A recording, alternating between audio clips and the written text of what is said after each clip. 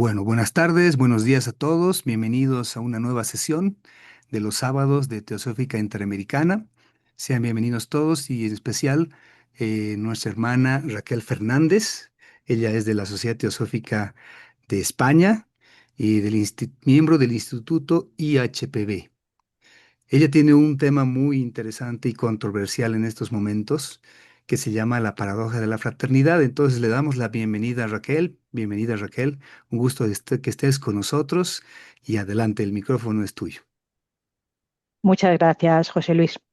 Lo primero, agradecer a Teosófica Interamericana la oportunidad que nos brinda a todos de compartir las pequeñas reflexiones que podamos hacer, porque todos sabéis que aquí lo que nos reunimos somos un puñado de estudiantes de Teosofía, que lo único que podemos hacer es compartir nuestra visión de las enseñanzas que realmente todos tenemos.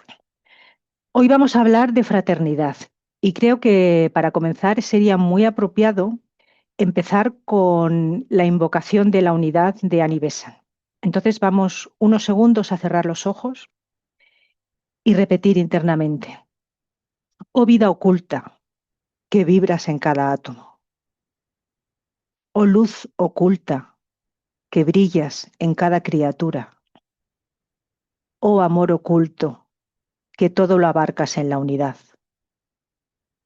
Que cada ser que se sienta uno contigo sepa, por lo tanto, que es uno con todo lo demás.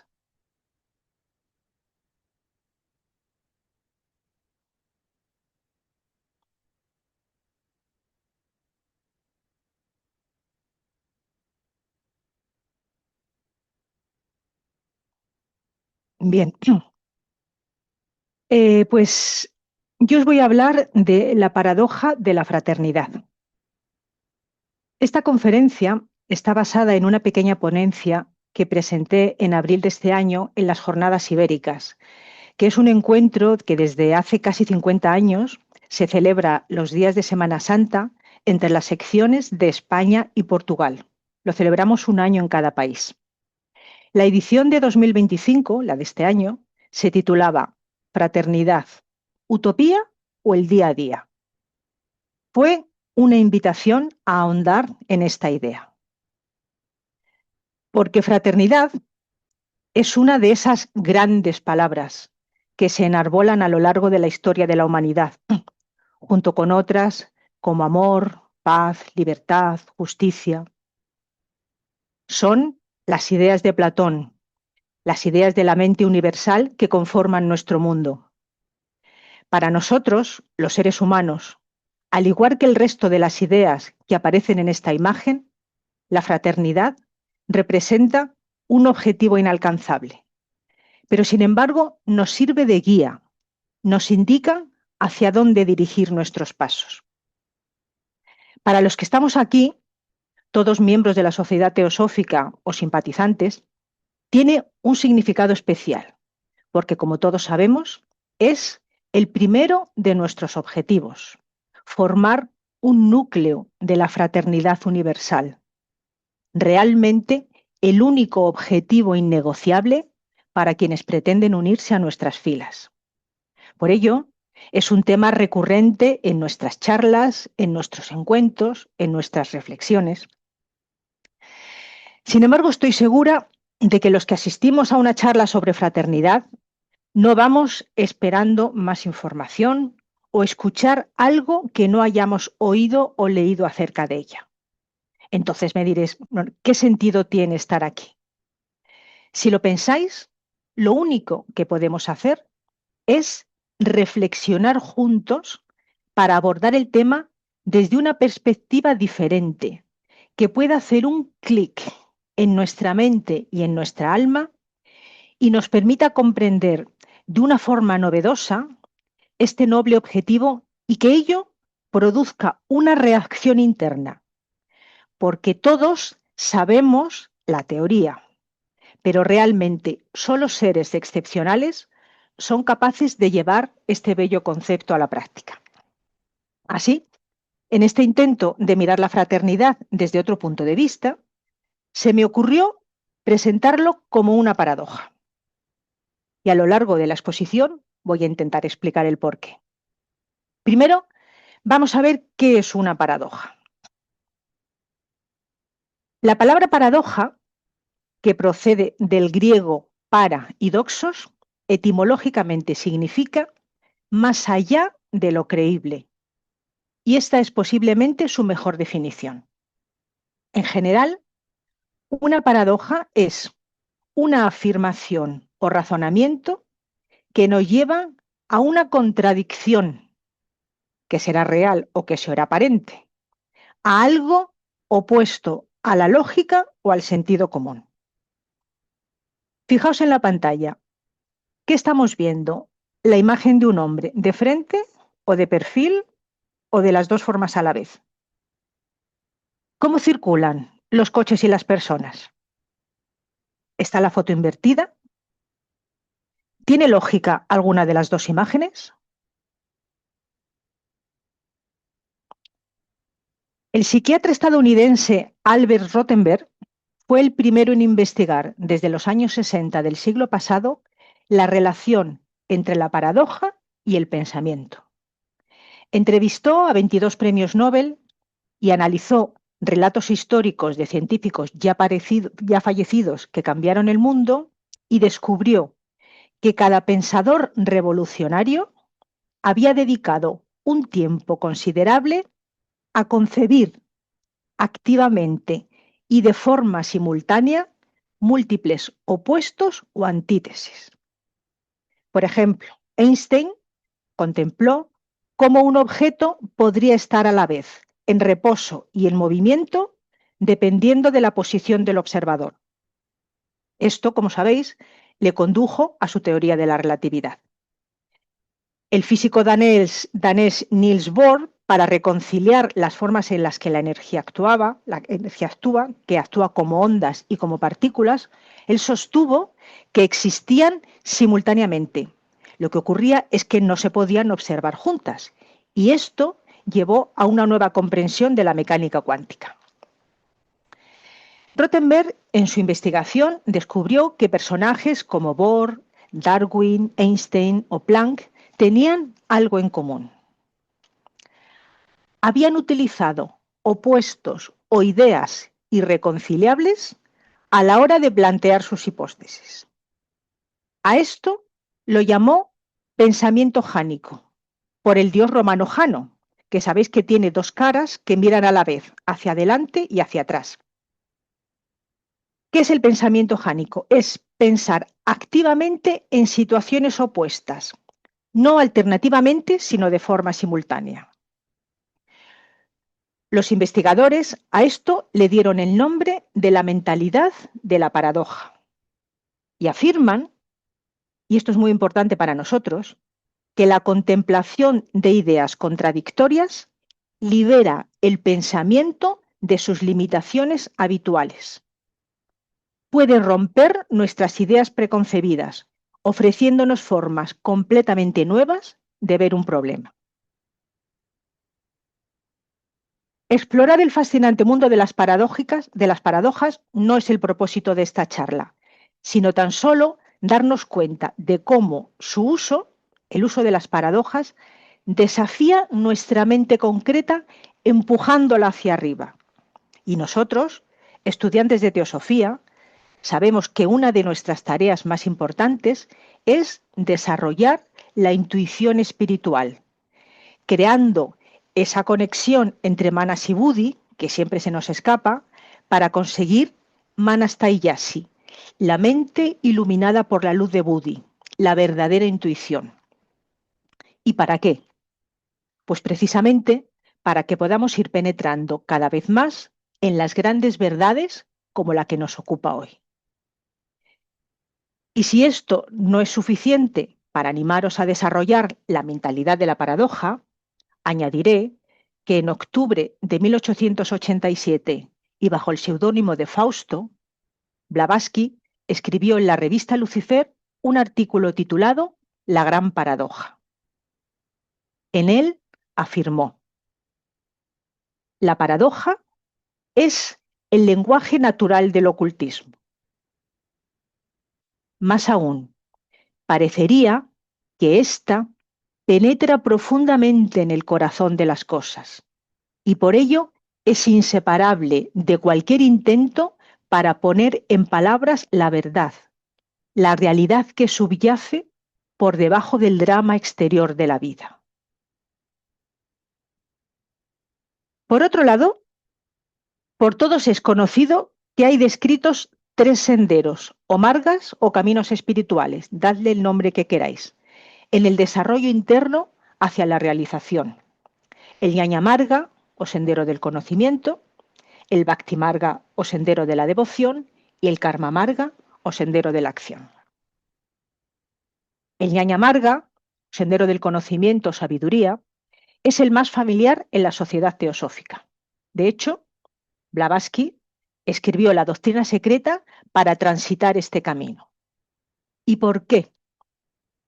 Porque nos lleva al desarrollo de la mente superior, intentando desenvolver la intuición espiritual mediante un estudio que desafíe los límites de la mente concreta y nos fuerce a percibir lo que está más allá de la forma. Un poco lo que hemos visto con las paradojas. Cuando nos enfrentamos con el conocimiento espiritual, con ideas que escapan del mundo material, lo que intentamos es arrastrarlo hacia abajo, hacia lo concreto, hacia lo conocido. Sin embargo, lo que debemos hacer es precisamente lo opuesto. Hay que intentar concebir lo inconcebible, desarrollar esa mentalidad de la paradoja para que se desarrolle la conexión con Buddhi. Y cuando consigamos que Manas y Buddhi estén unidos, tendremos la percepción directa de la verdad y nos encontraremos en un plano donde todas las paradojas se reconcilian. El Bhakti Marga es el camino de la devoción, el camino de los místicos. ¿Y qué ocurre en el Bhakti Marga? Pues que el amor que se siente por el objeto de devoción se expande hasta hacernos conectar con el ser uno. Gracias a este amor y a una emoción superior de devoción, se alcanza lo que no tiene forma y se puede despertar el principio búdico sin un especial desarrollo de la mente superior. Es la naturaleza emocional que aspira a un amor incondicional, inegoísta y omniabarcante, la que crea las vibraciones que atraen la naturaleza espiritual y se recibe el conocimiento. El Karma Marga es el camino de la acción. Es evidente que en los otros dos caminos también hay acción, porque no podemos vivir sin actuar.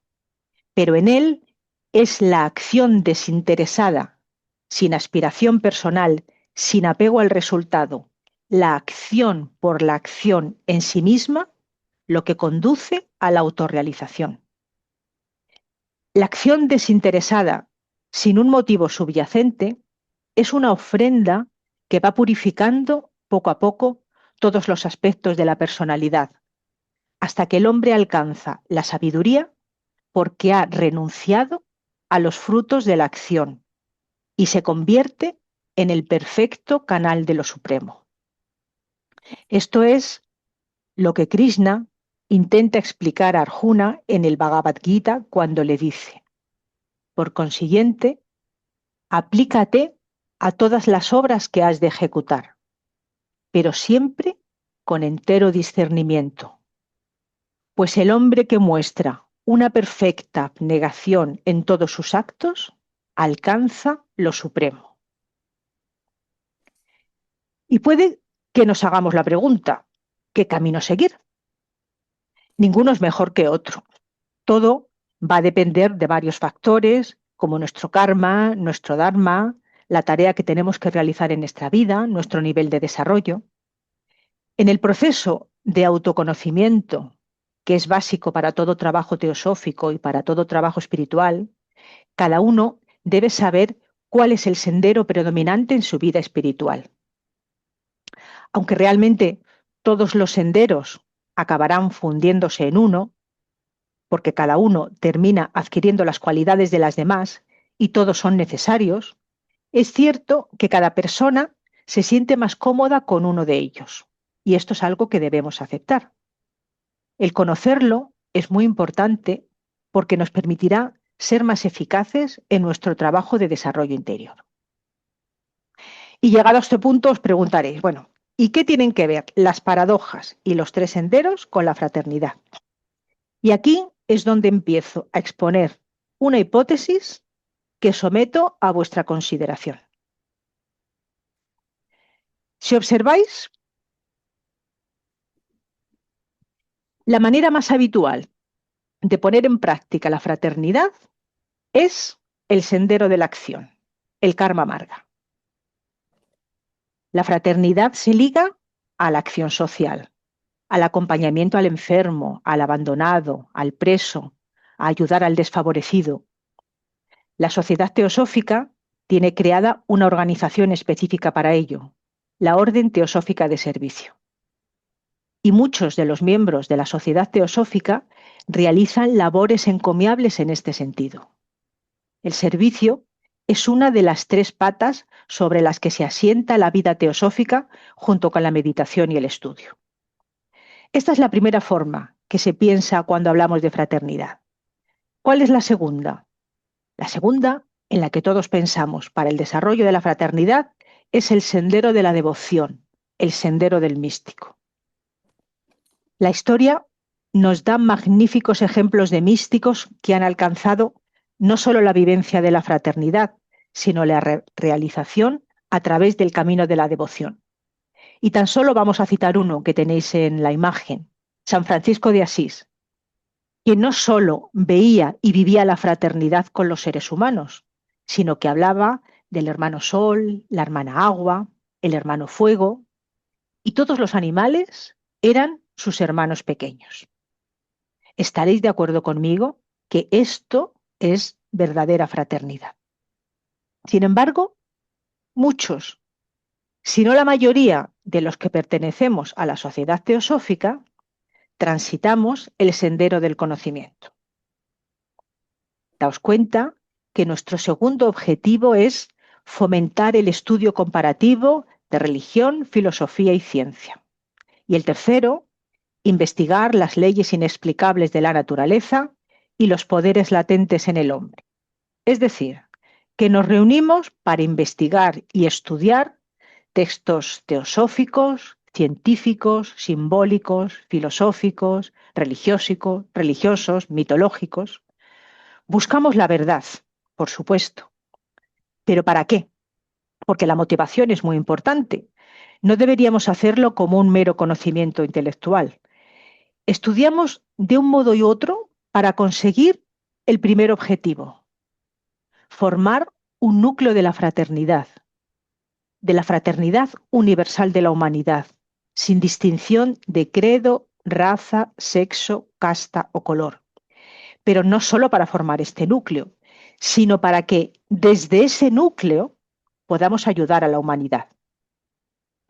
Recordemos que desde el principio de las primeras cartas, desde sus primeras cartas de la correspondencia con Sinet, los Mahatmas insistían en la importancia de la fraternidad. En la carta 4, KH escribió en su párrafo de despedida que el término fraternidad universal no es una frase hueca. Y en la carta 6, KH le dijo a Sinet: los jefes quieren que se establezcan una hermandad de la humanidad, el inicio de una verdadera fraternidad universal, una institución que se dé a conocer en todo el mundo. ¿Y cómo hacerlo? Mi propuesta es utilizar el sendero del conocimiento e intentar enfocar la fraternidad como una paradoja. Si lo analizamos bien, fraternidad es la palabra que la especie humana utiliza para denominar la unidad esencial de toda vida. Usamos el esquema de nuestra organización social básica, que es la familia, para expresar que todos somos uno, diciendo que todos somos hermanos, lo que implica un origen común. De ahí el Padre Nuestro que estás en los cielos del cristianismo. Entendemos y expresamos que todos compartimos el mismo linaje, somos hijos del mismo padre, somos de una misma familia, somos hermanos y debemos comportarnos como tales. La enseñanza oculta nos viene a decir lo mismo. Blavatsky, en el proemio del primer tomo de la Doctrina Secreta, nos habla de 3 proposiciones fundamentales. Sé que puedo parecer un poco pesada porque no dejo de mencionarlas en ninguna de mis conferencias, pero es que son, como su nombre indica, fundamentales para cualquier estudio que realicemos. La primera nos habla de una realidad absoluta anterior a todo lo manifestado. Nos habla de ese principio omnipresente, eterno, ilimitado e inmutable que es el fundamento de toda vida. Yo no sé si os pasa a vosotros, pero cada vez que repito estas palabras, siento cómo mi corazón se expande y se engrandece. Es una idea muy poderosa. Toda vida tiene su origen en ello. No podemos decir él, en ello. Todos, en el más estricto sentido de la palabra, todos tenemos un origen común. Y esto tiene mucho que ver con la fraternidad. La segunda proposición nos habla de la ciclicidad, la eternidad del universo, que es periódicamente escenario de universos innumerables, manifestándose y desapareciendo incesantemente, llamados las estrellas que se manifiestan y las chispas de eternidad. Es decir, que todos los seres somos chispas de eternidad imperecederas. No podemos morir, que pasamos alternativamente por fases de vida activa y de reposo en un proceso cíclico incesante. Y por último, la tercera proposición fundamental nos habla de la identidad fundamental de todas las almas con el alma suprema universal, siendo esta última, es decir, el alma suprema universal, un aspecto de la raíz desconocida que vimos en la primera proposición. Cada alma, es decir, cada uno de nosotros, es un destello del alma universal, una chispa indesprendida del uno. Y la vida, vuestra vida, mi vida, que es definida como un peregrinaje obligatorio, consiste en que cada una de las chispas, cada uno de nosotros, adquirimos una individualidad aparente para que vivamos y sintamos a través de todas las formas y de todas las experiencias hasta que volvamos a ese sitio o estado o lugar, hacia ese ello de donde partimos, hasta que volvamos a fundirnos con ello, pero ya de forma totalmente autoconsciente. Y este es el proceso que estamos viviendo. Somos uno y a la vez chispas indesprendidas de ese uno, que en una especie de viaje a través de la diversidad y de la separación, tenemos que ver nuevamente la única realidad y verdad, que es que somos uno, porque el resto es una ilusión. ¿No se explota la cabeza con esta idea? Es la paradoja del uno y los muchos, la coexistencia de la unidad y la diversidad, de la eternidad y la periodicidad. En la eternidad somos uno y en la periodicidad muchos. Es para entender este concepto por el motivo por el que antes vimos las paradojas. Os propongo que desarrollemos la mentalidad de la paradoja que nos decía Rothenberg, que empujemos nuestra mente concreta para concebir activamente y de forma simultánea estos opuestos. El ver que somos uno, que no podemos verlo, pero que somos muchos, que lo vemos, pero no lo somos. Y ahora miremos el mundo tal como está hoy en día. Imaginaos que intentamos vivir y enseñar la fraternidad desde el camino de la acción o de la devoción, que como hemos visto son las maneras más habituales de enfocarlo. Lo primero y más evidente es que no tenemos ni la capacidad, ni los medios, ni la oportunidad, ni la posibilidad real de extender nuestra ayuda a todo el mundo. Somos más de 8.000 millones de habitantes y los miembros de la sociedad teosófica tan solo unos pocos miles. ¿Cómo promover esta ayuda al hermano en un mundo polarizado, dividido, materialista, egocentrista, cortoplacista? No tenemos manos. Es una tarea imposible. Bueno, y a través del Bhakti Marga, del sendero de la devoción, la verdad que sus resultados no han sido muy alentadores. Y no porque no se haya intentado. Ha sido el objetivo de grandes figuras religiosas. Buda habló de la compasión universal. Recordad que el primer voto del Bodhisattva es: por numerosos que sean los seres sintientes, hago el voto de salvarlos a todos. Y Jesús fue el exponente del amor universal.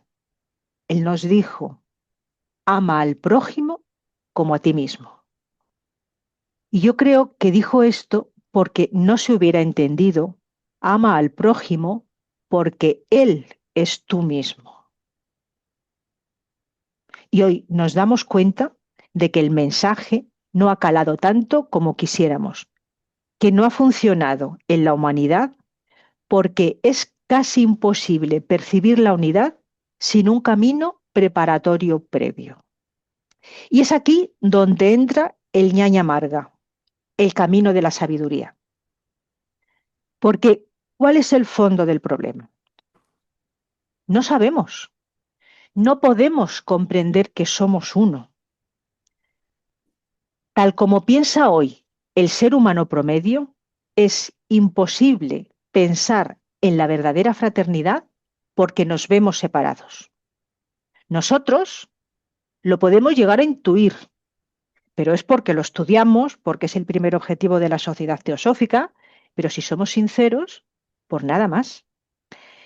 Si queremos conseguir el primero de nuestros objetivos, si queremos llegar a la fraternidad universal, primero hay que cambiar la mentalidad en general. Y para ello debemos adquirir el conocimiento real, no la teoría, sino el conocimiento real, la verdadera percepción de la unidad de toda vida. Y una vez que lo hayamos comprendido, podremos enseñarlo. ¿Os habéis planteado alguna vez la posibilidad de que una de las tareas de la fundación de la Sociedad Teosófica y de las obras de Blavatsky hubiera sido presentar al mundo las enseñanzas de las religiones, entre ellas la fraternidad, desde un punto de vista distinto, desde el punto de vista del conocimiento más acorde con el mundo occidental donde vivimos? Presentarlo desde el ñaña amarga, porque ¿qué nos enseñan las religiones? ¿Qué nos enseña el cristianismo o el budismo? Estamos viviendo en un valle de lágrimas, en el sufrimiento, en la separación, y nos indican una manera de salir de ello: el noble óctuple sendero para alcanzar el nirvana, o una serie de normas éticas para ir al cielo, al Padre, a través de Jesús el Cristo. Si lo intentamos, comprender desde el punto de vista esotérico, esto significa salir de la separación en la que vivimos para volver a la unidad de la que partimos. Y si lo analizáis, la doctrina secreta nos presenta un programa parecido, quizás algo más completo. Nos muestra la unidad de la que todo parte y en la que estamos todos absorbidos, esa unidad que se presenta como ese principio de la primera proposición fundamental. Daos cuenta que no se presenta como un Dios al que hay que temer y al que hay que creer con fe ciega. Se presenta como algo un poco impersonal, un poco abstracto. La doctrina secreta desde ahí nos enseña cómo, desde esa unidad que es y que somos, surge un universo explicado de un modo científico en el que nos convertimos en mónadas peregrinas, como chispas indesprendidas de ese uno, para que recorramos un camino en la aparente diversidad. Y esto es nuestra vida. ¿Y para qué? Para poder volver a esa unidad plenos de autoconsciencia. El camino de descenso nos lo detalla la doctrina secreta en sus dos partes: cosmogénesis para el origen del cosmos y antropogénesis para el origen del hombre. Y para el camino de vuelta tenemos la voz del silencio, en el que se nos insta a elegir el camino del bodhisattva. Se nos insta a renunciar a la liberación, al cielo de los cristianos, al nirvana de los budistas, esa fusión con esa unidad. Se nos insta a que renunciemos a ello para ayudar a todos nuestros hermanos y que lo puedan alcanzar junto con nosotros. La doctrina secreta realiza un enorme esfuerzo para presentarnos la fraternidad de este modo, con una detallada descripción de la creación de nuestro mundo, que es nuestro campo de experiencia, y una detallada descripción de la formación de nosotros como seres humanos septenarios. Recordad que la doctrina secreta y la obra de Blavatsky fue un intento de traer a Occidente la sabiduría oriental, pero lo hicieron con un lenguaje diferente, más acorde a nuestra mentalidad, más científico, en el que no hay dogmas ni creencias por fe ciega, como estábamos acostumbrados en el Occidente por el cristianismo, sino que se nos insta desde el primer momento a investigar por nosotros mismos.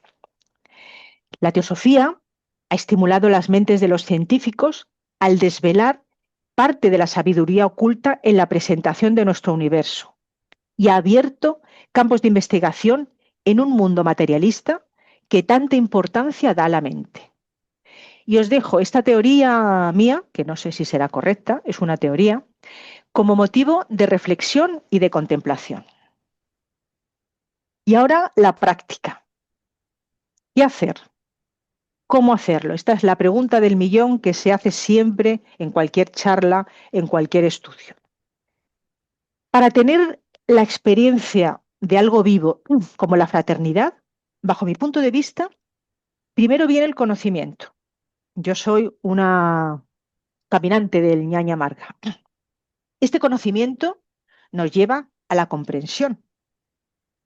La comprensión es lo que permitirá una práctica real y esta nos conducirá a la experiencia y, con suerte, a la realización. Como veis, como caminantes del ñaña amarga, ya tenemos un panorama de cómo conseguir la fraternidad. Yo estoy convencida de que mediante la contemplación en vuestras meditaciones de la idea del uno y los muchos, y de todas las otras paradojas en las que está escrito el ocultismo, conseguiremos, poquito a poco, ser cada vez más fraternos, porque percibiremos progresivamente la unidad a nuestro alrededor y seremos, por tanto, capaces de llevarlo a nuestra propia vida y a la de todos los hermanos que nos rodean. En este punto, no quiero dejar de mencionar uno de los peligros importantes que nos advierten todos los libros. Cuando transitamos este sendero, hay algo que no pasa en los otros dos. Al tener conocimiento, podemos llegar a creer que ya sabemos. Y en lugar de disolver el sentido de la separación, que es lo que vamos buscando, nuestro ego se fortalece, como el que tenéis aquí en la imagen, con corona y todo, y nos hace sentir superiores y separados de los demás. Para evitarlo, hay que estar muy atentos y aplicar una mayor purificación moral, mental y física con más rigor que en el resto de los caminos. Y por supuesto, todo esto hay que llevar al plano de lo material, al plano físico. Esta percepción de unidad que adquirimos mediante el estudio hay que bajarla a tierra. Y añadir a esto lo que nos señaló la propia Blavatsky en el artículo antes visto, el de la gran paradoja. Nos dijo: las paradojas del ocultismo deben vivirse, no solo proferirse. Aquí se encuentra un gran peligro, ya que es demasiado fácil llegar a perderse en la contemplación intelectual del sendero y así olvidar que el camino solo puede conocerse caminándolo. Como veis, en el ñaña amarga hay una clara invitación a la acción. Ya hemos visto que para los Mahatmas, fundadores de la Sociedad Teosófica, la fraternidad no es una frase hueca, sino que es algo real en el más estricto sentido de la palabra. Sin embargo, para nosotros no deja de ser una palabra vacía. ¿Y por qué? ¿Cuál es la diferencia entre un maestro y nosotros? Geoffrey de Purúquer, en el capítulo 26 de sus Fundamentos de la Filosofía Esotérica, nos da unas cuantas pistas. Nos dice que el maestro tiene despiertos sus principios superiores y vive en ellos. Esto desde un punto de vista científico. Desde un punto de vista filosófico, un maestro ha llegado a estar más en armonía con la vida universal.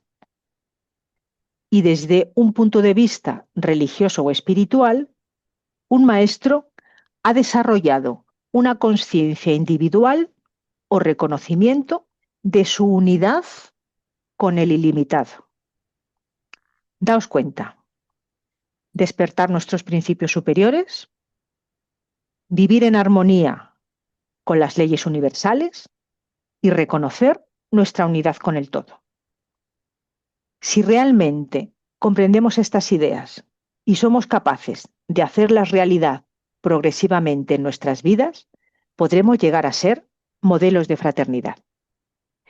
Y Purúquer nos sigue diciendo, el fundamento de toda ética que merezca la pena es el reconocimiento de esa unidad con el todo. Porque si nos comportamos de forma incorrecta, la desarmonía creada en esa unidad necesariamente va a reajustarse. Y es ahí donde aparece lo que conocemos como la ley del karma y de donde vienen todos los problemas que nos ahogan como humanidad. Quiero remarcar esta idea para que veas lo importante que es la fraternidad. El fundamento de la ética es el reconocimiento de la unidad con el todo. Y ya hemos visto que el término fraternidad es otra manera de decir exactamente lo mismo. Y continúa diciendo Purúquer, los maestros han aprendido a gobernar sus voluntades y a cooperar con la naturaleza como un todo. De ahí crecen en fortaleza de alma y viven en unidad con lo divino. Vemos la gran importancia de la voluntad, de la determinación y de la fortaleza. Tres cualidades a adquirir si estamos verdaderamente comprometidos con la ética, que es la base de la fraternidad. Y ahora nos da unas instrucciones muy interesantes, porque nos dice, nosotros podemos hacer lo mismo. Y atentos, es solo una cuestión de abrir nuestros ojos internos, de limpiar nuestras almas, de despejar de nuestros cerebros la basura que comemos mentalmente, las cáscaras con que los cerdos se alimentan y dejar entrar la vida pura, clara, el vino de la vida. Fijaos, parece que el primer movimiento es desechar, tirar, vaciar, como cuando nos decidimos a limpiar la casa o el armario o el bolso. Es una actitud activa, tenemos que hacer algo, pero después solo hay que dejar entrar. Con ello, bajo mi punto de vista, nos está dando la idea de que la vida con mayúsculas está a favor nuestra y que eliminando todas esas barreras que creamos nosotros mismos, el movimiento que ella hace está a favor nuestro y ese movimiento se produce. Pero ¿cómo abordar esto? Brooker también nos lo dice y nos lo explica de una manera bastante peculiar y sorprendente, porque nos dice que son solo los moldes mentales los que nos dificultan. Fijaos, no habla de nuestro comportamiento ni de nuestras pasiones, no, los moldes mentales. ¿Qué son? Nuestras ideas preconcebidas, nuestros prejuicios. Esto significa, según este autor, que es una cuestión mental.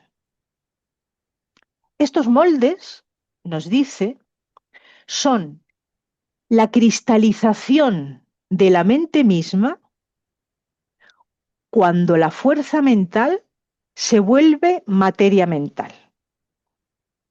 Y lo que hay que hacer es romper esos moldes, algo que solo podemos hacer cada uno de nosotros. Los moldes de la mente del hombre son su gran enemigo, su peor adversario, su oponente más fuerte, porque esos moldes son substancia viviente. Es un concepto difícil, al menos para mí. Vamos a verlo despacio. Se nos enseña que somos creadores, somos logos en potencia. Nuestra creación, nuestras creaciones son nuestros pensamientos. Se nos enseña que los pensamientos son cosas vivas y que con estos pensamientos alimentamos o dejamos de alimentar diferentes formas de pensamiento. Esto de momento yo entiendo que son solo palabras porque no somos clarividentes y no podemos verlo con los ojos físicos. Pero recordad el libro Formas de Pensamiento que Annie Besant y Liz Bitter escribieron, con las impresionantes imágenes que ellos intentaron dibujar y describir para nosotros. Nosotros, la mayoría, no podemos ver, pero yo estoy segura de que muchos de vosotros sois capaces de sentir de alguna manera muchos pensamientos, pensamientos de amor, de odio, de codicia. Entonces, si es así, empujemos nuestra mente hacia arriba y aceptemos el desafío de investigar todo esto con la mentalidad de la paradoja. Voy a repetir la idea y vamos a dar otro pasito. La mayor dificultad para vivir la fraternidad, que es el tema que nos ocupa, son nuestros moldes mentales, nuestras creencias, nuestras ideas preconcebidas. La cristalización de la propia mente cuando la fuerza mental se vuelve materia mental. Es decir, nos tenemos que dar cuenta que cada pensamiento que tenemos no es una no cosa, no es algo invisible e inocuo, no, sino que es materia viva. Esa materia se agarra a nuestra mente, que también es materia viva, y se cristaliza, se adhiere a ella y crea unas formas rígidas mentales que son lo que nos impide avanzar. Dicho en un lenguaje corriente, se trata de nuestros prejuicios, de nuestros esquemas y de nuestras ideas preconcebidas. Y todos tenemos muchas. Y ahora espero que podamos entender un poco más las palabras que nos dijo antes Puruker y que repetiré. Hay que abrir nuestros ojos internos, limpiar nuestras almas, eliminar la basura que comemos mentalmente para que entre el aire fresco y la vida pura. Y también podemos entender lo que KH le dijo a Sinet en la carta 6, que había, para introducir las ideas de la sociedad teosófica, había que barrer tanto como sea posible los desperdicios que nos dejaron nuestros piadosos antepasados. Las nuevas ideas tienen que cultivarse en lugares limpios. Con todo lo expuesto, creo que queda claro que antes de alcanzar la fraternidad, ha de producirse una profunda transformación en cómo la humanidad ve el mundo. Debe existir previamente un cambio en la mentalidad de nuestra sociedad. Y quizás para eso estamos aquí como sociedad teosófica. Este cambio primero ha de producirse en nosotros y hay que ser realista. La fraternidad es un objetivo a largo plazo. Somos estudiantes de teosofía. Muchos seguimos el sendero del conocimiento, el ñaña marga. Nuestro segundo objetivo nos habla del estudio comparativo.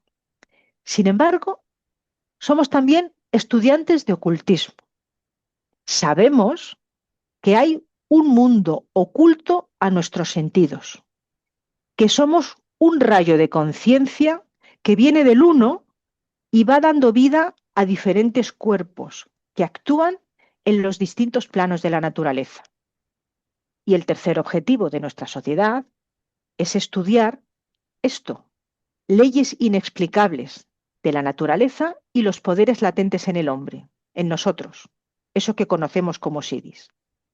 Así que el objeto de nuestros estudios es ayudar por esta doble vía a nuestros hermanos en este camino evolutivo, porque nosotros, hermanos, hemos elegido ser la avanzadilla. Por eso somos miembros de la sociedad teosófica.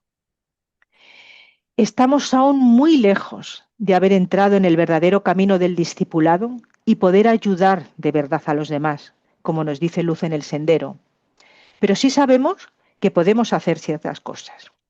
Por ejemplo, todos tenemos claro que es necesaria una purificación de toda nuestra naturaleza inferior, porque sólo así se van a desarrollar estos siddhis de manera natural. Purúquer lo ha explicado de una manera muy gráfica. No vamos a hablar más de ello. Y hay mucha literatura teosófica, como La voz del silencio, Luz en el sendero, etcétera. Y que describen con muchísimo detalle, aunque con un lenguaje metafórico, todos los pasos que tenemos que dar. Pero sobre todo, sabemos que también hay un trabajo mental. Y no solo saneando nuestra mente, trabajando con la mentalidad de la paradoja que nos va a ayudar a destruir estos moldes mentales, sino que podemos sanar la atmósfera de nuestro mundo para que hagamos posible la fraternidad. Dijimos antes que sin un cambio de cosmovisión, la fraternidad es inalcanzable. Adquiramos, pues, la mentalidad de la paradoja que vimos al principio y veamos a la vez la unidad que somos y la diversidad que parecemos. Trabajemos en este cambio desde el plano mental. Por supuesto que hemos de continuar actuando en el mundo físico, ayudando materialmente en la medida de nuestras posibilidades, pero no olvidemos que nuestra tarea más importante está en el plano mental, ese plano que como transeúntes del ñaña marga tanto nos gusta trabajar. Ya conocemos la importancia de los pensamientos y de las formas mentales. Seamos entonces pensadores, conscientes y eficaces. Construyamos poderosas formas mentales de fraternidad, de unidad, de compasión, de amor, de belleza, de paz, de justicia, que sanen esta nube oscura que envuelve a la tierra en estos momentos y que está formada por la codicia, el odio, la venganza, el egoísmo, lo material, que está asfixiando a toda la vida en nuestro planeta. Tengamos fuertes y potentes pensamientos positivos. Es una tarea a largo plazo, por supuesto. Estaremos sembrando semillas en el plano mental de la Tierra que tardarán muchos eones en florecer. Estas semillas irán creando una atmósfera donde la fraternidad dejará de ser una utopía, porque la idea de unidad irá calando en la raza humana. Y para animarnos, recordamos lo que dice la voz del silencio.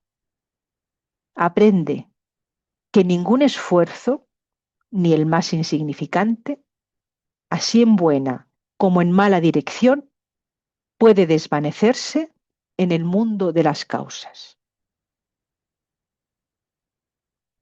Estoy convencida de que trabajando juntos lo conseguiremos. Muchas gracias.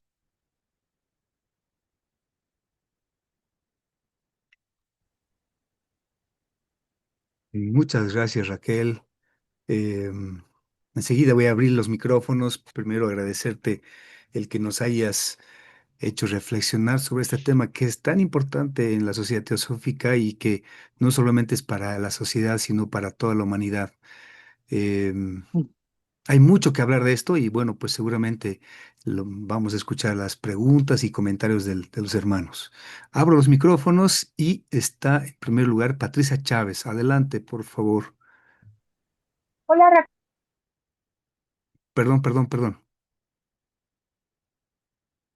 ¿Y pueden abrir micrófonos? Sí, Raquel, muy sí, buenos días o buenas tardes. Raquel, Adelante. muchísimas gracias por esta información. No sé si me escuchas.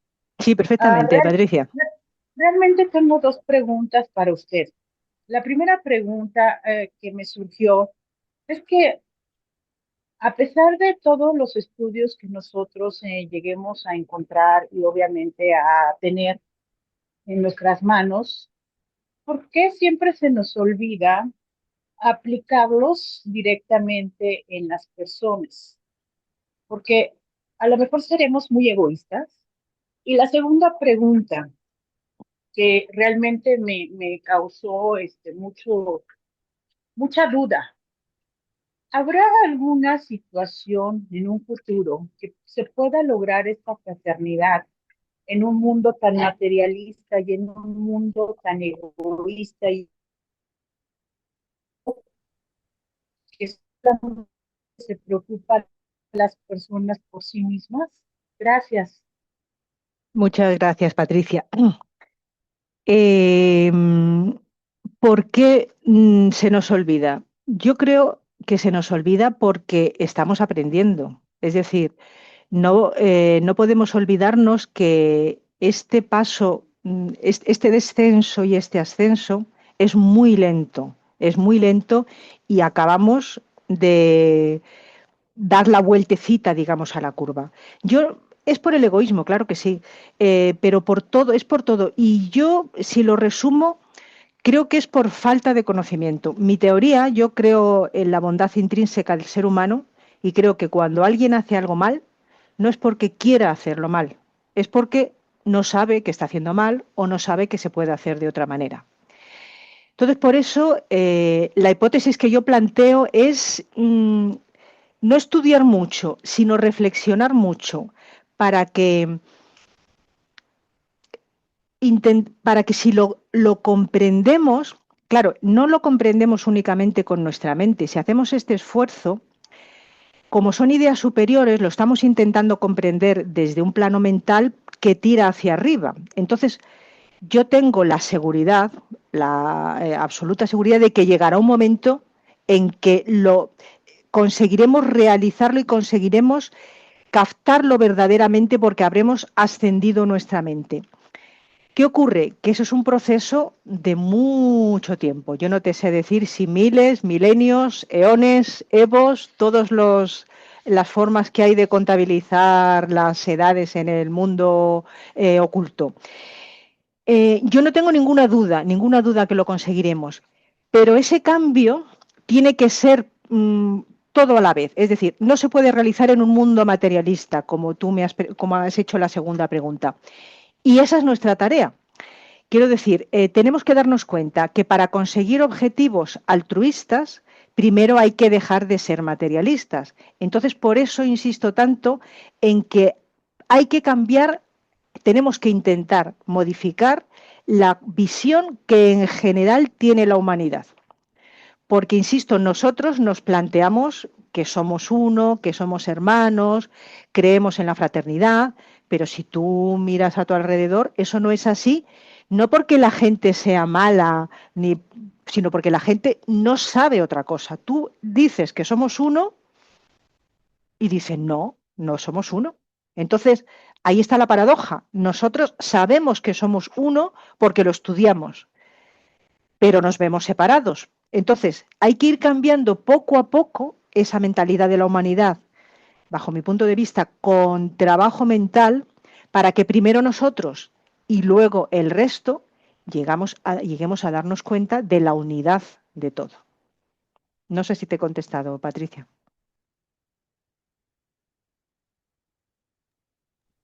muchísimas gracias, Raquel. Gracias a ti. Gracias, Patricia. Ahora tenemos a Emilce. Adelante, por favor.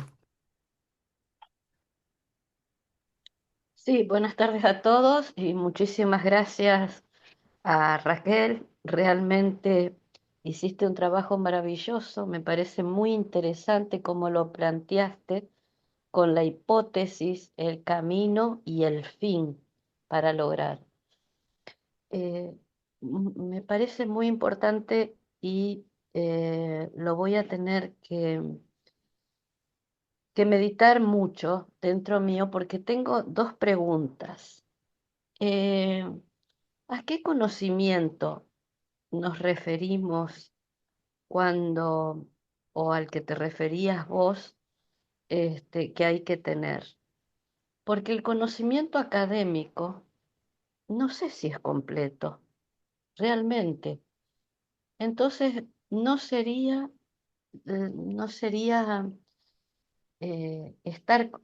sería caminar solamente una parte del camino.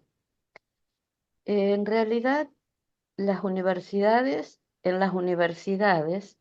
hay muchos docentes que nos enseñan ese conocimiento a donde vamos a estudiar desde el conocimiento mismo y con la mente cuadrada, y no tengo nada contra Aristóteles, lo admiro, pero falta algo, falta para mí el ser, la unión con el corazón.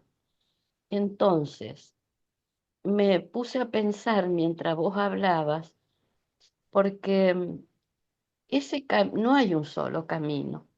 Esos serían los tres caminos que hay que transitar, pero no separados, sino unidos, porque el camino de la devoción, como como dicen en La Voz del Silencio, es para unos pocos. Y el camino del conocimiento académico también es para unos pocos, por muchas cosas, por la parte económica, por el lugar donde viven, las universidades, a lo mejor no son aptas para todo. Y particularmente porque, por ejemplo, viéndolo a Platón desde el punto de vista académico, me parece muy frío. Me parece que hay que ver, por ejemplo, a Platón desde el punto de vista justamente de esa unidad al bien a que él se refiere. Eso me hace pensar que sería muy importante no solamente transitar el camino de la esencia que más fuerte tenemos, sino sería justamente la integración. Y ahí creo que lo más importante, como lo dicen todos, es el estudio, la meditación y el servicio. Y sobre todo, como vos lo dijiste muy, muy bien, es el fin para que hacemos las cosas. Y, y esa es las preguntas, ¿no? Porque interpreto que es vivir de los tres caminos, eh, que cuesta, pero esa es la meta de cada uno de nosotros, en la unidad, nada más. Gracias. A ver, yo te diría, Emilse, que tenemos muchas vidas, muchas vidas. Es decir, todos vamos a tener que transitar los tres caminos, todos, pero no hay que hacerlo todo en una vida. ¿Entiendes? Eso, entonces, eh, en cada vida, cada persona va a tener unas circunstancias diferentes que va a hacer que sienta más inclinación hacia un sendero que a otro. Ninguno es mejor que otro, ni ninguno es peor, ni ninguno más importante, ni nada de eso. Va a depender de las circunstancias, porque como dicen, todos los caminos se confluyen, pero no creo que consista en decir, bueno, a ver, tengo que dedicar un tanto por ciento a la devoción, un tanto por ciento al servicio, un tanto por ciento al estudio. No, la propia vida te va a ir poniendo las circunstancias para determinar si en esta encarnación tu camino es uno o camino es otro, o una etapa de la vida va a ser más dedicada al servicio, otra etapa más a la devoción. Eso cada uno va a llevar un proceso diferente. Entonces, ningún camino es más importante que otro y no hay tampoco delimitaciones de decir esto es devoción, pero aquí no hay conocimiento. No, no, no. Nosotros dividimos las cosas para entenderlas, pero las cosas están todas unidas. Y luego, cuando yo me refiero a conocimiento, no me refiero a conocimiento académico. Es decir, que no estamos hablando, el ñaña Marga no habla de gente que estudie en universidades, ni de que estudie a Platón, ni a Aristóteles, ni nada de eso. Estamos hablando del conocimiento en un sentido más abstracto. Entonces, ¿qué conocimiento? El conocimiento teosófico. La primera proposición fundamental, lo que explica la doctrina secreta. Es decir, hablamos de conocimiento en general y no conocimiento académico. ¿Entiendes? Entonces, pues eso, que hay que ir el camino que la vida nos va mostrando y nos va a ir indicando. Unas veces será más ñaña amarga, otras veces será más acción, otras veces tal. ¿Y por qué pienso yo que los que estamos aquí transitamos el camino del conocimiento? Porque si tú te das cuenta, la mayoría de nosotros nos reunimos para estudiar. No nos reunimos para ir al campo a limpiar el campo de la basura que hay. Es decir, estamos en una organización dedicada básicamente a la enseñanza, que no quiere decir que no se hagan otras cosas, pero estudiamos la doctrina secreta, ahora mismo estamos estudiando, no estamos meditando, estamos reflexionando, estamos haciendo un trabajo de estudio. Y eso es lo que yo interpreto que es el ñaña amarga. Y creo, bajo mi punto de vista, que puede ser un enfoque diferente de ver la fraternidad. Porque si nosotros aprendemos por el estudio que somos uno, llegará un momento, a fuerza de verlo, de sentirlo, de intuirlo, que nos lo plantearemos como una hipótesis, como una posibilidad, y eso cada vez se irá haciendo más real. Y en un proceso de vidas, no estamos hablando que en 3 meses vamos a vernos unidos a los demás, yo creo que se puede conseguir. En ese sentido soy profundamente optimista. Y para eso estamos nosotros, miembros de la sociedad teosófica, es decir, que tenemos esa tarea. Somos el núcleo de fraternidad a partir del cual se van a ir extendiendo estas enseñanzas.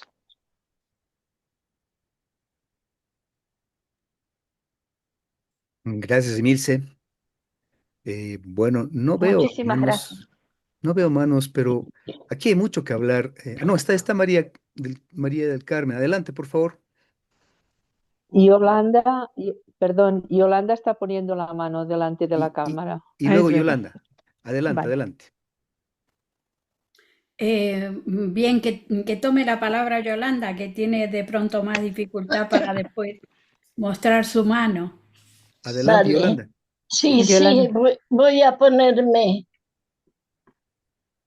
Es que no puedo. Te No te escuchamos, preocupes Yolanda. porque te oímos. Ahora. A ver, yo no sé cómo empezar.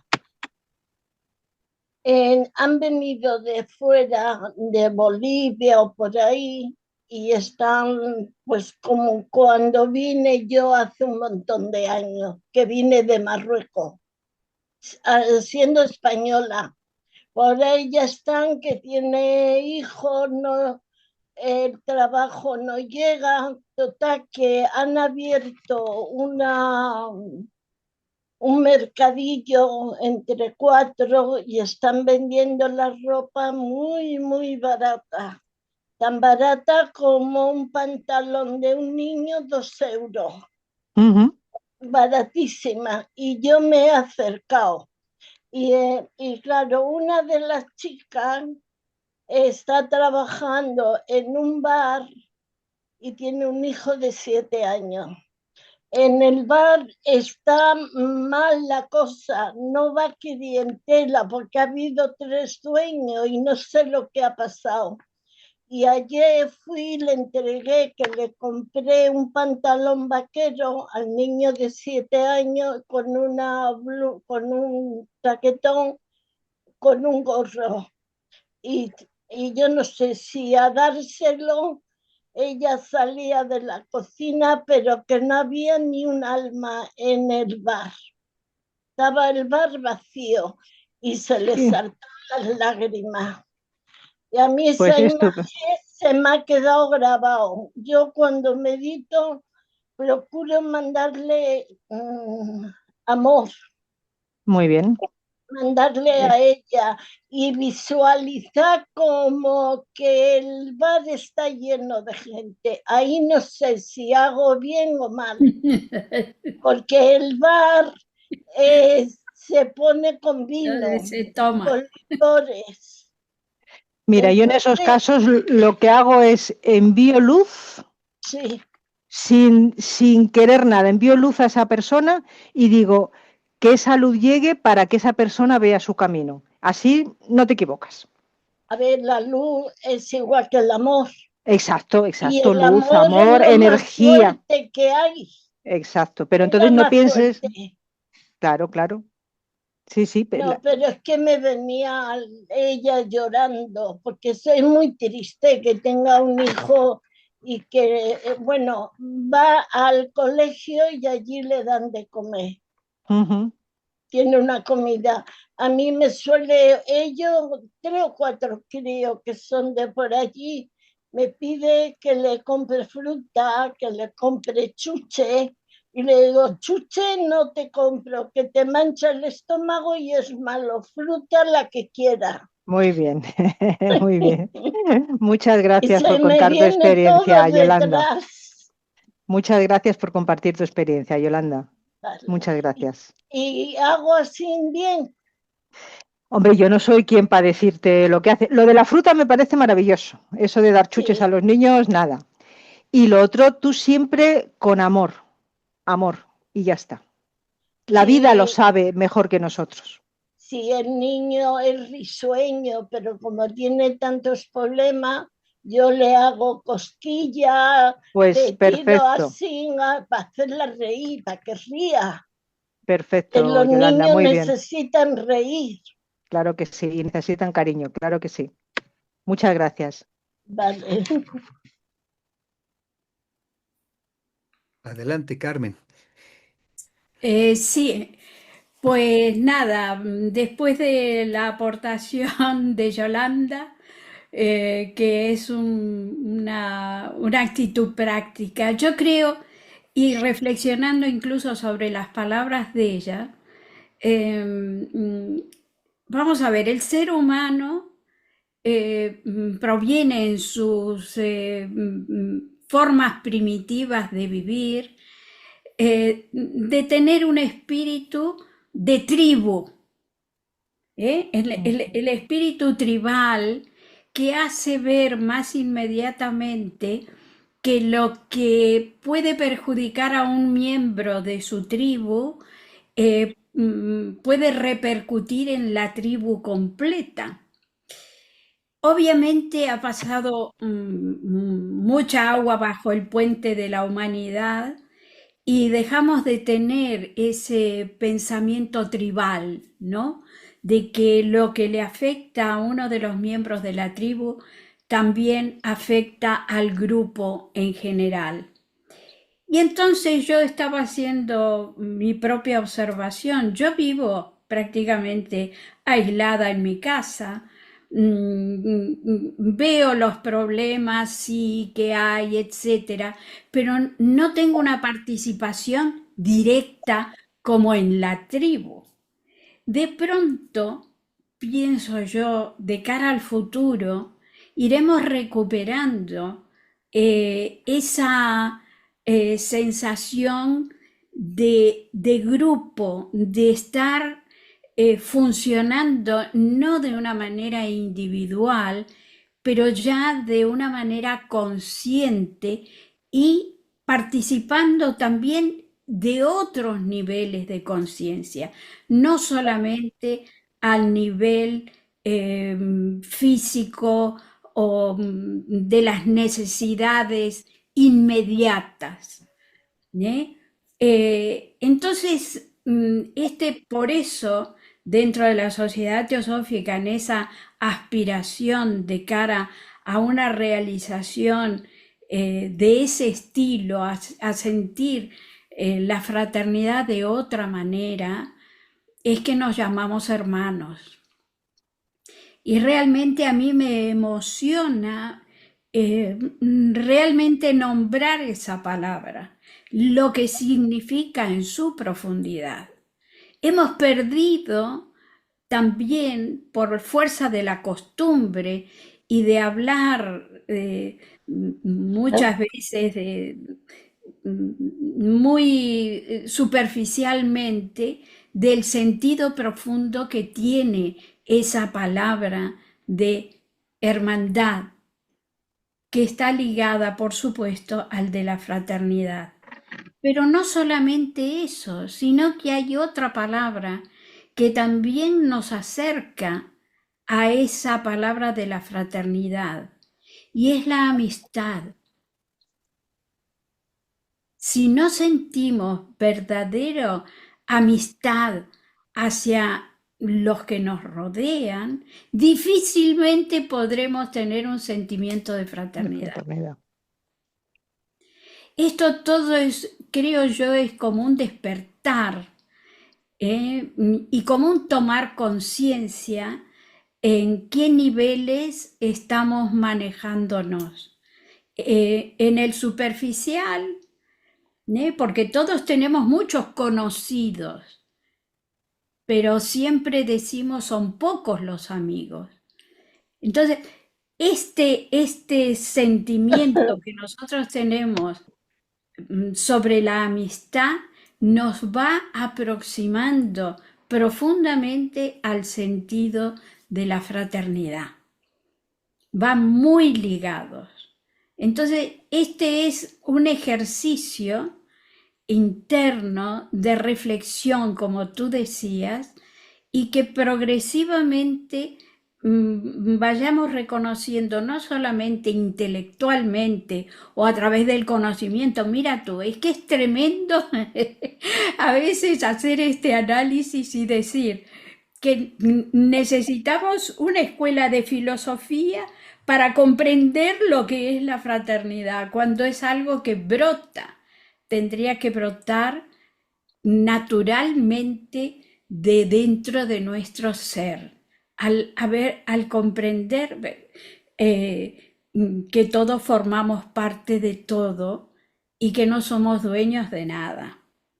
Y ahora hemos llegado a esa curva en el que necesitamos reflexionar sobre ello para reconocer que hay una verdadera fraternidad, el por qué hablamos de la fraternidad.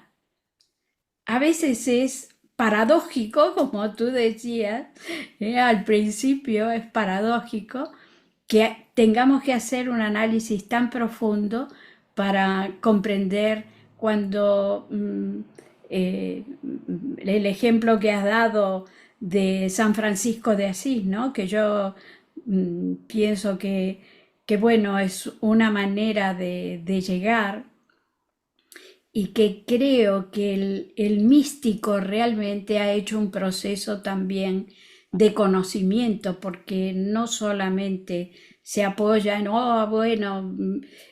estas ideas así un poco peregrinas, sino que hay un sentido real de unión interna. Pero bueno, estamos en ello, como tú decías, Raquel, y me pareció magnífica tu conferencia, te felicito porque ha estado muy, muy clara y excelente en todos los aspectos que nos has manifestado. Muchas gracias, Raquel, por tu exposición. Muy buena, excelente. Muchas gracias a ti, Carmen, por tus comentarios, que siempre nos enriquecen e iluminan.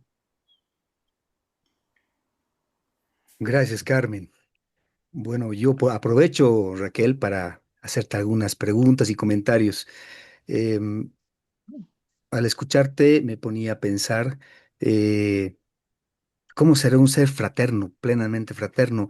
Y lo dijiste porque nos explicaste que el maestro de sabiduría ya está en ese camino, ya es una persona que puede manejar su ser y puede ser plenamente fraterno. Entonces uno se pregunta, ¿y uno qué nivel de fraternidad podemos expresar? Y ahí hay mucho, mucho que hablar porque obviamente hay varios caminos. Uno se pone a pensar en cuál estamos, en el de la devoción, en el del conocimiento. Y seguramente, como tú decías, vamos a avanzar en todos esos caminos para llegar a la fraternidad. Por algún motivo importante, seguramente, el primer principio de la sociedad teosófica es la fraternidad y no es el tercero. Yo me pongo a pensar, debe haber un motivo. ¿Por qué no sería el tercero y es el primero? Y pienso que es porque es el que tenemos que lograr antes de los dos siguientes caminos o principios. Pienso personalmente, y puedo equivocarme, pero se los digo, hermanos, que si no trabajamos en la fraternidad, es contraproducente seguir los otros dos principios. Por lo que tú decías, porque podríamos pensar que somos superiores al resto y caer en el juego del ego, ¿no? Entonces, por eso pienso que es importante, muy importante y vital para los que estamos en este estudio, el estudio de la teosofía, el trabajar en eso. Ahora, ¿cómo hacerlo? Bueno, pues tenemos que mirarnos en el espejo y es un tema de un trabajo de autoconocimiento. Tenemos que, tenemos que encontrar todas esas aristas que tenemos que pulir en nosotros mismos. eh, y ahí está algo importante también que hablaste, es el tema de la orden teosófica del servicio, el dar. Creo que eso es vital. El camino de la acción, del dar, creo que es importante. Entonces uno se pone a pensar, ¿qué es lo que yo doy? ¿No? Y hay otro tema importante ahí. Uno, pienso, no puede dar lo que no tiene. Podemos dar solo lo que tenemos. Podemos dar una moneda a la persona que está en la calle que necesita, podemos dar dinero a un pariente, a un amigo que necesita, pero eso solo es material. Seguramente tenemos más cosas que dar. Em, Podemos dar en esta época donde todos estamos en el móvil, distraídos, podemos dar tiempo a nuestros seres queridos, podemos dar nuestra atención, pero seguramente hay más cosas que podemos dar. Y creo que en ese abanico de cosas que podemos dar, hay muchas pistas que nos permiten entender en qué nivel estamos, ¿no?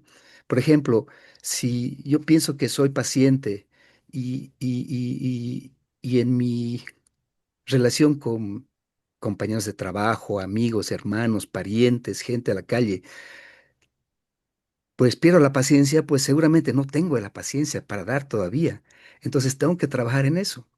Y para eso estamos aquí en la Sociedad Teosófica. Pienso que es para trabajar justamente en esas cosas que nos faltan, ¿no? No es fácil, pero es un desafío importante que tenemos que avanzar, ¿no? Esa es la línea de pensamientos que me surgieron gracias a tu trabajo, Raquel. Te agradezco y no sé si tienes comentarios al respecto. Muchas gracias por tus comentarios. Y hombre, siempre tenemos que saber que estamos aprendiendo y que lo bueno que tenemos en la sociedad teosófica es que aprendemos juntos. Entonces, todos lo sabemos. Si es repetir lo mismo que escuchamos en todas las conferencias, el autoconocimiento, el observarnos, el dar, el estudiar, todo, todo, todo, es siempre lo mismo. Es cuestión de ser conscientes y de ayudarnos unos a otros para que no una vez, se pueden hacer simultáneamente, que formemos ese núcleo de fraternidad, podamos ayudar a los demás, porque ese es el objetivo. El objetivo es que todos lo consigamos. Y nosotros empezamos con nosotros, que somos un núcleo, sabemos que vamos en la misma dirección, pero el objetivo no es nosotros. Nosotros somos el puente para los demás. Muchas gracias, José Así Luis. es. A ti, gracias, Raquel. Adelante está Ángels y luego Manuel. Vale, muchas gracias. Bueno, ante todo felicitarte. Ya sabes, Raquel, que Muchas yo soy gracias. tu fan número uno, admiradora ad, ad infinitum. Me ha gustado mucho toda tu exposición clara y siempre muy poco divagante, ¿no?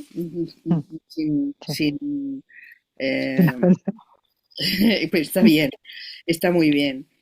Y me gustaría simplemente bueno, lo que acaba de decir el hermano José Luis, suscribo todo lo que ha dicho, porque en realidad iba a decir más o menos lo mismo.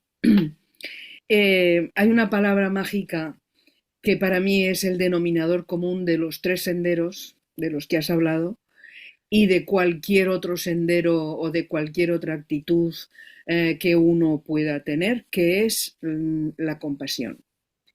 Y esto me lleva a la epístola de San Pablo que dice, si puedo hablar no sé cuántas lenguas y sé no sé cuántas cosas, Sí, pero si no él tengo dice, amor. pero no tengo caridad, pero no tengo amor, pero no tengo compasión, de nada me sirve. ¿De qué me sirve? De nada, ¿no? Entonces, eso no hay que olvidarlo nunca. Y José Luis acaba de mencionar el, el círculo próximo de cada uno de nosotros con los que debemos empezar practicando la fraternidad. Pero ese círculo es extensivo a las ramas. No es solo la familia ni los amigos. Eh, y aquí quiero hacer un llamamiento. Yo no sé en las ramas americanas qué pasa, pero en las ramas españolas tenemos muchísimos miembros, muchísimos, tenemos bastantes miembros mayores con necesidades muy determinadas, mayores al punto de no poder moverse demasiado, de no poder ni siquiera acudir a la rama porque no tienen coche, porque no viven lejos, nadie les lleva o nadie les trae. Y a estas personas no hay que olvidarlas. Yo creo que ese es eh, el primer deber dentro de la sociedad como miembros, como hermanos que somos, porque ya podemos hablar de fraternidad, ya podemos hablar y llenarnos la boca con la compasión, el no sé qué, el no sé cuántos, pero si tenemos al lado casos que son próximos y nos olvidamos de ellos, ni fraternidad, ni compasión, ni nada, ¿no? Entonces, ahí por eso suscribo lo que ha dicho José Luis, porque es exactamente el sentir que tengo. Y bueno, ahora sí, ya está, me vas a perdonar porque tengo otra reunión y tengo que salir. De acuerdo. Muchas Gracias. gracias, Ángel. Yo en Gracias, este Ángel. caso me acuerdo de tu hermana que comenta que una vez a la semana va a visitar a un miembro mayor y que para esa persona es su día. A mí Eso, esto me llegó al alma cuando hace sí, tiempo ya que me lo comentó una vez. sí, sí, Sí, sí, muy pues sí, importante ese trabajo. sí. Gracias, Raquel. Gracias a ti, Ángel. Siempre a ti. Gracias, Ángeles. Adelante, Manuel.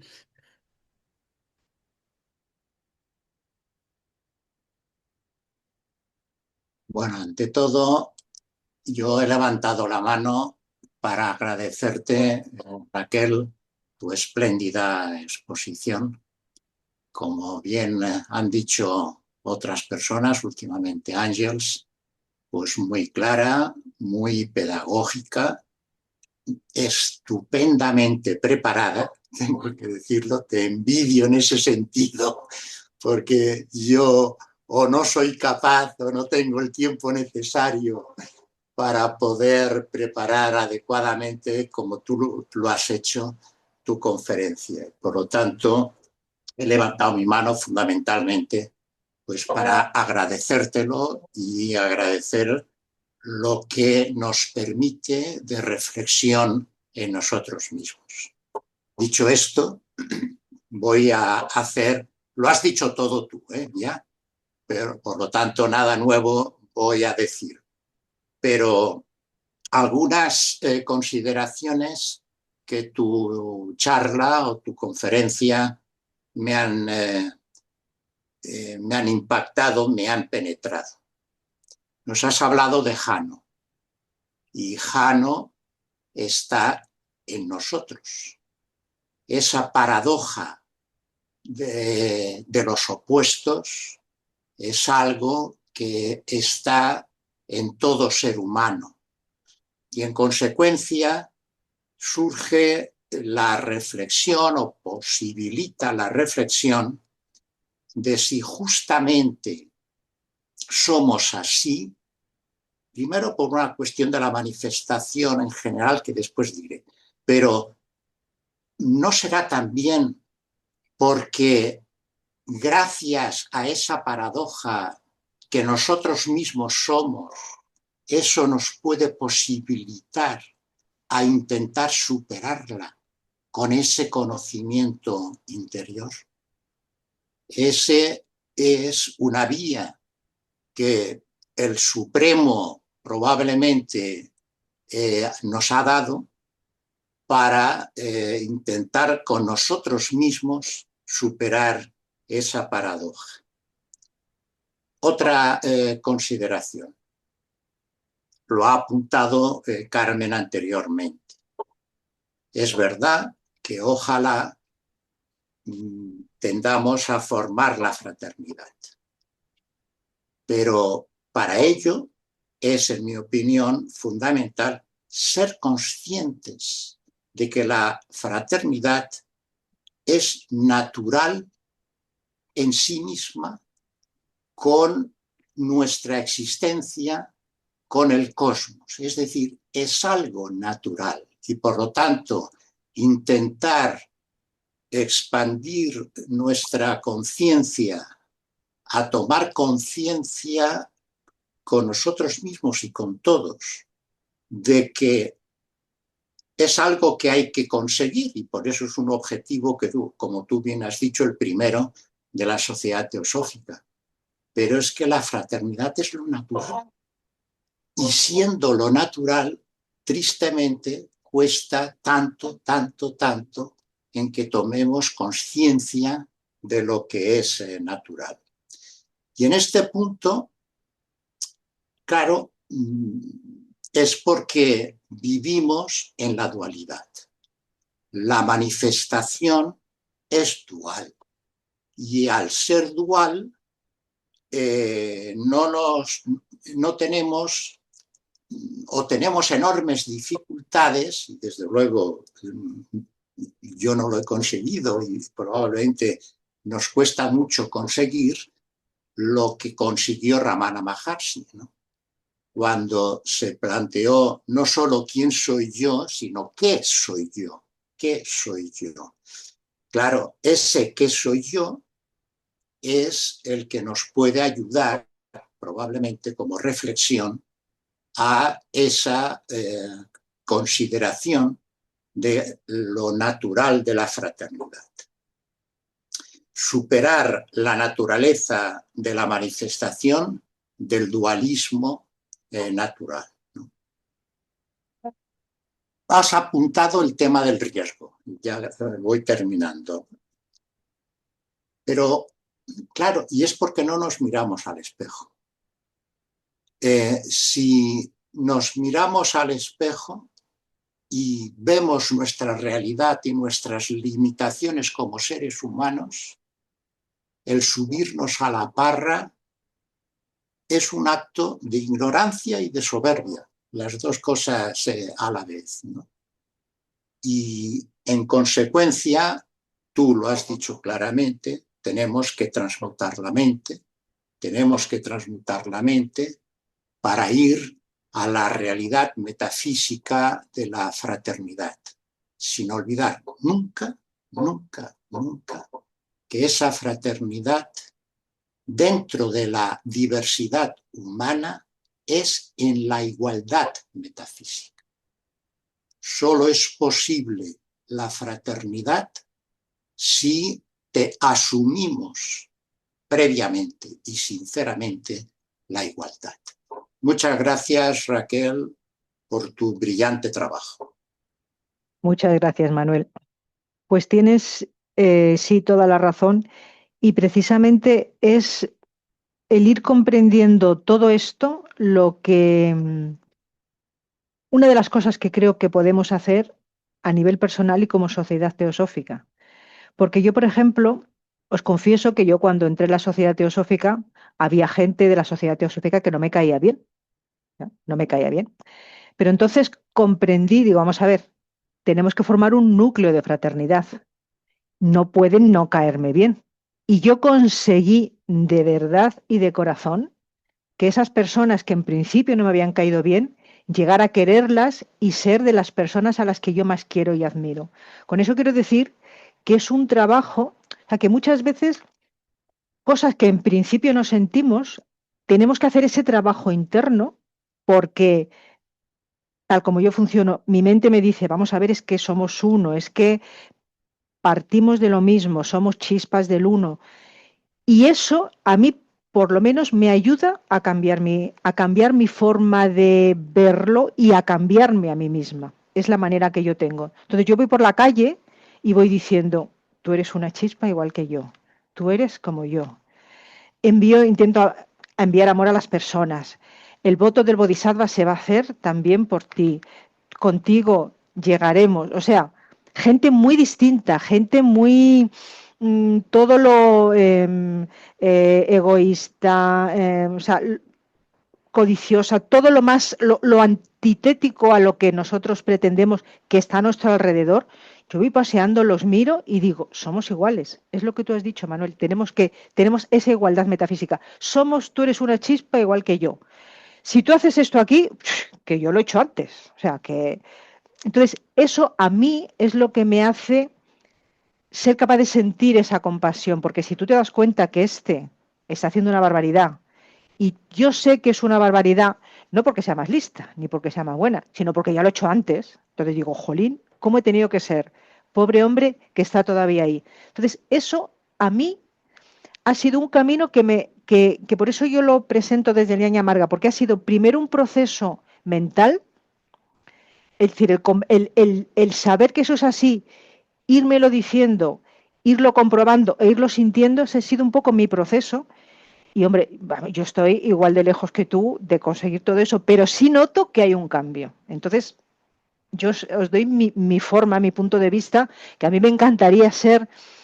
yo admiro mucho a los místicos, o sea, el sendero de la devoción de verdad que me encanta, o sea, es una cosa que me encantaría poder sentir esa devoción, pero no soy así, no soy así. Entonces, tengo que aceptarme como soy, tengo que buscar dentro de lo que tengo lo mejor que pueda hacer para llegar a conseguir lo mismo. Es decir, si somos uno, esa es la realidad.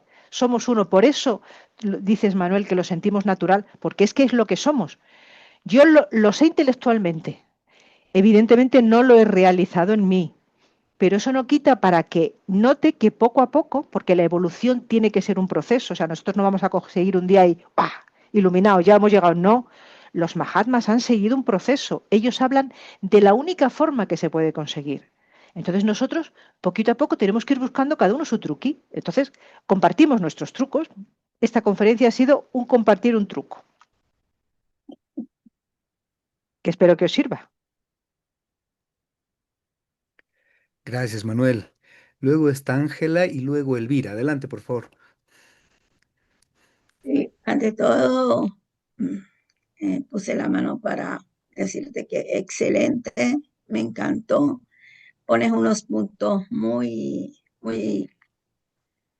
excelentes como para que cada uno de nosotros nos demos cuenta cómo vamos y por el camino que, como dices tú, unos van por el bhakti, otro la devoción, otros por el intelecto, como sea, pero todos los caminos, como dice, conocer al uno.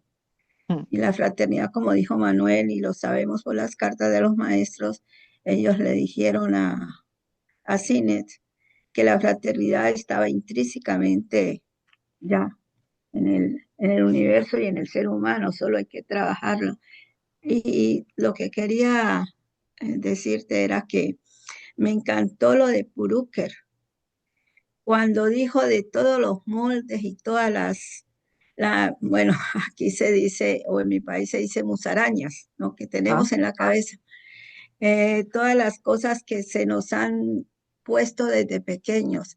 Y precisamente allí radica que aunque uno trate de hablarle a las personas, digamos de afuera, ¿no? Digo de afuera en el sentido de que no están dentro de la filosofía teosófica, ¿no?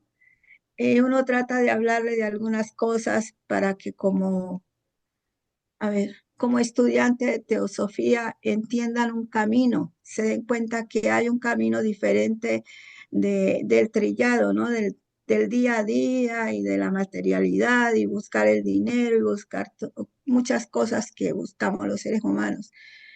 Pero uno encuentra barreras por las creencias que tienen. Entonces, mucha gente no quiere ni siquiera saber nada de la muerte, qué pasa al otro lado, no quieren. Uno les habla de eso y le dice, pero ¿de qué me está hablando? Y trata uno de explicar y dice, no, no, no, no, no, no me hable de eso. Entonces, es un camino arduo para todos nosotros, creo yo, en todo sentido, ¿no? Tanto para el despertamiento nuestro como tratar de despertar no de despertar, digamos, de llamar la atención de las personas. Y en eso Puruker tiene razón. Mientras no nos quitemos todas esos moldes que hemos creado y nos han creado, pues el camino se pone más cuesta arriba.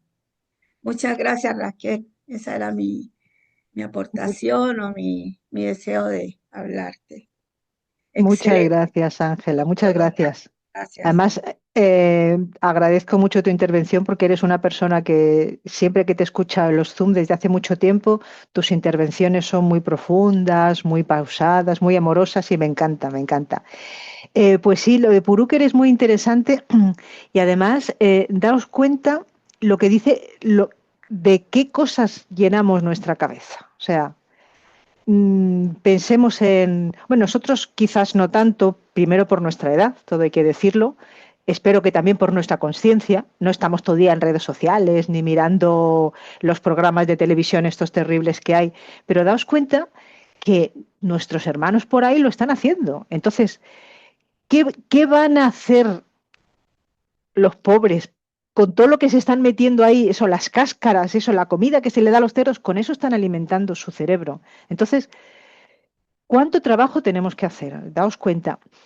¿Y cómo hacerlo? Hay una palabra que utiliza mucho Puruker que es inspirar, porque es muy difícil enseñar, porque enseñar no es un movimiento unívoco. Yo a mis hijos les decía, mira, yo te tengo que enseñar, yo te enseño, pero tú tienes que aprender. Es decir, que es un punto donde se unen dos corrientes. Si yo hago esto, pero tú no haces aquí, la lección no se ha aprendido. Entonces nosotros, por eso nos cuesta tanto el enseñar. Entonces simplemente inspirar. Y sobre todo, acordaos de la última frase de la voz del silencio. Ningún esfuerzo se pierde. Es decir, sembremos semillitas, semillitas. Nos sorprenderá que gente que le hayamos dicho una palabra o personas a las que no conocemos, nos encontraremos con ellas en otras vidas. Y hombre, a lo mejor llega alguna vida en la que somos adeptos, conocemos y recordamos y nos digamos, ah, mira, pues fíjate, tú me dijiste en aquella conferencia hace 4 vidas, no sé qué. Esas cosas yo en mi imaginación ocurrirán, no sé si es cierto, evidentemente, pero que tenemos que vivir y que actuar y que tal, como dice el camino del karma, del karma, el karma marga, sí, por la acción en sí misma, es decir, yo lo hago, intento inspirar y tal, y eso queda en la luz astral, queda en el akasha, queda, no lo vemos, no lo sabemos, pero tenemos que tener la confianza de que queda porque nos lo dicen nuestros maestros, nos lo dicen los textos y porque yo estoy seguro que todos vosotros, si recordáis vuestra vida y todos mirando para atrás tenemos unos cuantos años, podemos descubrir semillas sembradas por nosotros o sembradas por otros que al cabo de un montón de años han dado sus frutos.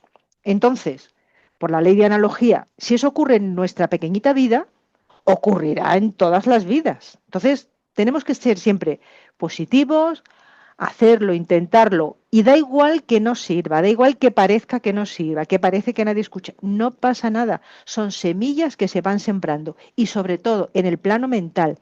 He querido insistir muchísimo en el plano mental, porque ahí no hay excusa, ni de no tengo tiempo, no tengo conocimiento, soy tal, da lo mismo, todos podemos pensar. Somos logos. Cuando dicen somos logos en potencia, ¿cuál es nuestro poder como logos? Ahora mismo no podemos crear universos, pero estamos continuamente creando pensamientos. Incluso los que nos decimos a nosotros mismos, que yo digo, no pienses que estoy pensando esto, no pienses, lo estamos haciendo, es decir, ese es nuestro poder como logos. Trabajemos en ello, que ahí no necesitamos a nadie, ni necesitamos ni tiempo, ni mañana, tarde, noche, lugar, da igual. Seamos conscientes de nuestra capacidad logoica, que es la de pensar, porque todavía la de hablar, mal que tal, la llevamos porque nos callamos, pero la cosa no está en callarse, porque seguimos pensando. La importancia del pensamiento, trabajemos desde ahí, que eso yo quiero creerlo, es súper importante y es súper poderoso, y es nuestro trabajo como sociedad teosófica, pensamientos claros, estar en la autovía. Una vez lo comentaba Ángels, que hay una autopista de las ideas teosóficas, porque alguna vez pienso alguna cosa y ella me dice, pues mira, pues yo estaba pensando lo mismo, se pone claro, dice, es que en la autopista de las ideas teosóficas hay muy poca gente, hay muy pocos coches y ahí nos encontramos. Intentemos subirnos a esa autopista, que con eso dejamos de alimentar todo lo de abajo y vamos dando fuerza a ese espacio, lugar, sitio, nivel, llamadlo como queráis, donde todos en algún momento estaremos. Y ya me callo, que me subí, me he venido arriba, me he emocionado, me has emocionado, Ángela, me has emocionado. Elvira, a ver, ¿tú qué me cuentas? No, eso, el entusiasmo, ese entusiasmo. Tú, esa fraternidad, pues con tu entusiasmo está ahí. Dice, las paradojas. Es que son tan importantes las paradojas, es que la paradoja misma te hace salir de esos pensamientos que tú dices y decir, oye, espera, que aquí hay un mundo maravilloso con las paradojas. Y luego, uniendo un poco con lo de Manuel antes que dice de la diversidad, de la dualidad, la diversidad, ¿no es maravilloso salir y ver tanta gente, y dices, esa diversidad de la vida una, que fíjate lo que es capaz de hacer, hasta la huella dactilar, nadie la tenemos igual. Es que es tan maravilloso todo eso, que luego dices, no es que por la dualidad no podemos, no, si es que la dualidad, la paradoja, la diversidad, todo nos pone de manifiesto ahí el libro abierto. Y mira, esto eres tú, y esto eres tú, y esta es la vida. Y fíjate esa vida, la capacidad que tiene. Y eso soy yo. Sí, tú con todo lo demás. Y por eso es que, pues eso, ese entusiasmo, esa fraternidad que se expresa igual simplemente en el mirar, en el observar. Y cuando te das cuenta, vas en el metro. Yo ayer mismo, ¿no? Y la gente con su móvil. Pero te quedas ahí mirando, había una niña que te miraba porque nadie la miraba, ella miraba y a todo el mundo está ahí y nos encontramos en esa mirada. ¿Ves? Quiero decirte, esa es la fraternidad. Yo ahí la veo. Entonces, no sé, tenía ahí una cosita, un bombón, se lo di y ella miró a la madre, como diciendo, ¿lo puedo coger o no? ¿Ves? Entonces la madre levantó los ojos del móvil. Y luego, al final terminamos, nos dijimos adiós. La madre, la niña, el entorno que se me dice, ay, ¿por qué se dice nada? O sea, quiero decirte que si tú vas con esa atención o con ese solamente ver la vida en todo lo que nos rodea, ves la fraternidad y vienes llena de esa fraternidad. Un placer, Raquel. Y ya quiero aprovechar que ya he visto las flores de Carmen, que me encantan, Carmen, tus flores. Venga, gracias. Gracias a ti, Elvira. Ha puesto un ejemplo clarísimo de la inspiración, de cómo podemos trabajar, de las semillas. ¿Quién te dice a ti que esa niña, en algún momento de su vida, se acuerda de una persona que no conocía en el metro, que la miró, lo que sentí y tal, porque seguro que nosotros echando la vista atrás nos acordamos de cosas así. Entonces tenemos que sembrar muchas semillas. Como dice en una carta a KH, que no sé si es la 59, no sé cuál es, que el trabajo del teósofo es como el del labrador, ir sembrando semillas, es lo que podemos hacer, sembrar bien las semillas. Luego, la cosecha ya está fuera de nuestro alcance, depende de la vida. Sembremos semillas. Gracias. Gracias a ti, Elvira. Excelente. Muy bonita el ejemplo. Gracias, Elvira. Bueno, Raquel, creo que llegamos al final. Nuevamente agradecerte por esta reflexión, es muy importante. Creo que todos nos llevamos algo importante para trabajar estos días y en adelante. Y yo quisiera, si me permites, terminar justamente con la invocación a la unidad de Annie Besant, porque creo que lo que hemos hablado está expresado al final justamente de esta invocación, si me permites. Sí, por supuesto, ¿Sí? José Luis. Sí, sí, Y bueno, y ahí terminamos, hermanos. Bueno, de entonces, por acuerdo. favor, les voy a pedir que nos pongamos con las espaldas rectas, respiramos profundamente,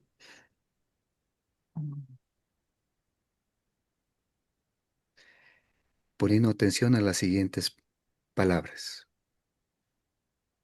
Oh vida oculta que vibras en cada átomo. Oh luz oculta que brillas en cada criatura. Oh amor oculto que todo lo abarcas en la unidad. Que cada ser que se sienta uno contigo sepa que, por lo tanto, es también uno con todo lo demás. Paz, paz, paz a todos los seres.